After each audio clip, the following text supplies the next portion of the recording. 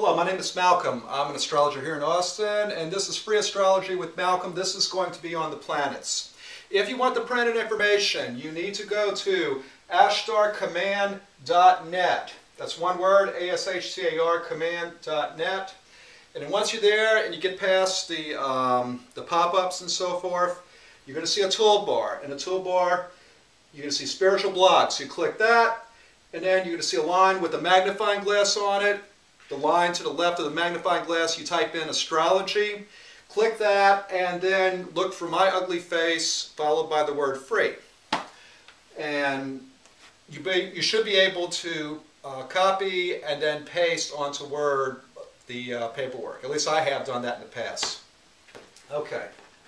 Now we come to the planets, or in this case, luminaries. We have two luminaries. The two luminaries of the horoscope are the sun and the moon. And with the sun, that represents basic personality. This is pretty much the first thing usually everybody looks at, and with good reason.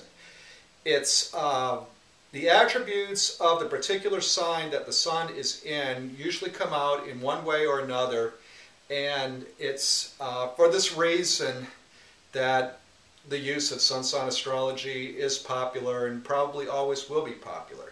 So basic personality, but on a woman's chart, the sun can represent the man in her life. And also on a lot of charts, it can sometimes represent boss or authority figures in some way, or just or men in some way, especially on a woman's chart. The moon is the other luminary. That represents the inner personality that we don't reveal with others unless we're emotionally aroused. And it's also the personality that we reserve for those people that are close to us, like our family. The moon represents sort of family figures, or the mother figure in this case, but it represents that kind of closeness in terms of what kind of quote-unquote expression takes place. So it's not the kind of expression you see on the outside, but on the inside with very select people. The moon also rules food, the household. It's a symbol of the mother and nurturing ability, and people who have good moon placements are notorious for being very good cooks. Mercury represents communication, one's thinking ability, and one's sense of curiosity in areas that one may be curious in, based on sun placement in some cases, as well as its own placement in the sign.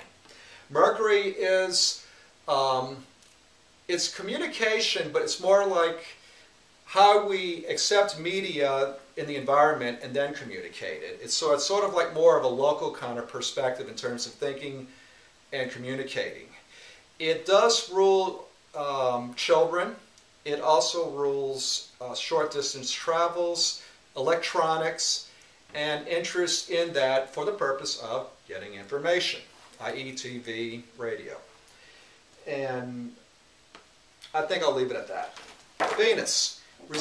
Venus represents our tendencies towards the relationships that we have with others. It can represent artistic tendencies and artistic nature, but for the most part it has a lot to do with relationship aspects, and in very strong placements with other planets shows how we like to express our relationship tendencies with others, as well as the problems in areas of concern that one has to look at in terms of relationships. Venus is, a lot of people say Venus rules money. I think it has more to do with the kind of luxury items that we like to spend our money on. Mars is action. It's the ego. It's the I. But it has a lot to do with competition. It's the emergence of the individual as an I figure and wanting to compete with others to prove one is worthy in the environment as with others.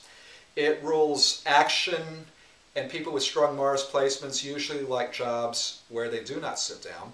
But it is also about physical prowess and abilities physically as well. And it can represent fast cars and just action from a speed point of view, but it just has a lot to do with areas affected by the chart, I think. Okay, now we come to Jupiter. Jupiter's the lucky planet. It's the Santa Claus of the horoscope. Jupiter is expansion, and it has a lot to do with luck, but it's more about knowledge and philosophy and worldview. Just as Mercury is a thinking communicator analyst for a really small area or short distance, Jupiter is for a big wide span in terms of analytical areas. This can include religion, the law, philosophy. It also rules long distance travel, people with strong Jupiters or world travelers, as well as one's political leanings based on its placement in some cases. But it has a lot to do with expansion, and it can be too much of a good thing at times. Okay, next we come to Saturn. Saturn is the Mr. Scrooge of the horoscope. Everyone hates Scrooge, but the thing about Scrooge is that he teaches you lessons about responsibility and that hard times are a part of life. It does represent restriction and limitations, but it's more about attention to your commitments and how good you really are in terms of your attention to those commitments and responsibilities of life that you must work with. Okay, we come to Uranus. Uranus represents our aspirations for the unconventional. It represents our friends and our associates, but it represents that part of life where we feel like I am going to step over the line because I know this is a better way to do this or this is a right way to do this. That's Uranus. It's basically aspirations as far as what to do to get one's ideas in perspective. For that reason, there is a thin line between genius and insanity, and that is Uranus. Just as you have your people that will make those brilliant decisions, you'll have people that will be failures, and it will affect them from a mental perspective. Neptune represents the Hindu goddess Maya, in my opinion. It's deceptive, but at the same time can offer that area of enlightenment. Neptune represents fraud, deception, things in life where you get fooled really bad. It does represent spirituality in some cases if it's well placed, and it can indicate occult and clairvoyant ability if well placed. But the thing is that those are realities that you have that are not of this reality that you're trying to analyze. So as long as you realize what reality is in this perspective as opposed to other perspectives, you should be able to handle the clairvoyant and intense spiritual aspects of a well-placed Neptune well. Okay, next we come to Pluto. Pluto represents one's transformation tendencies, areas of crisis in one's life, as well as one's sense of power and purpose. It is the analyst at the best, the gangster at the worst.